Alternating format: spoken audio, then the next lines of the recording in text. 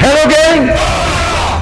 Di usia ke-62 tahun pengabdian, Komando Pasukan Katak TNI Angkatan Laut merupakan momentum yang tepat untuk introspeksi diri, sekaligus mengenang sejarah perjalanan panjang Kopaska atas keberhasilan dan prestasinya di berbagai medan tugas. Dalam rangka membina kemampuan dan kekuatan untuk meningkatkan profesionalisme guna menghadapi tantangan tugas di masa depan, tentunya tidak akan terlepas dari kerja keras, pengabdian, loyalitas, dedikasi, dan pengorbanan setiap prajurit Kopaska.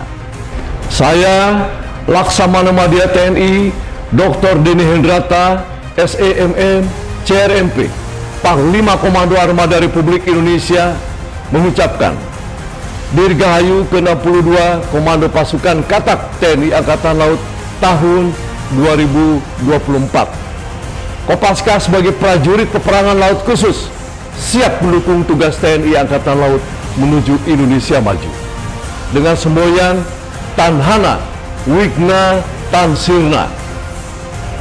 Semoga Kopaska senantiasa diberikan kemudahan, kelancaran, kesuksesan dalam menjaga keutuhan negara kesatuan Republik Indonesia yang kita cintai. Jadilah prajurit Jalasena yang tangguh di atas gelombang samudra dan menang bertempur di segala medan laga.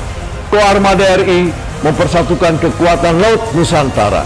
Eka Padabanda, Jalan Nusa, Jalan Viva, Jaya Mahi.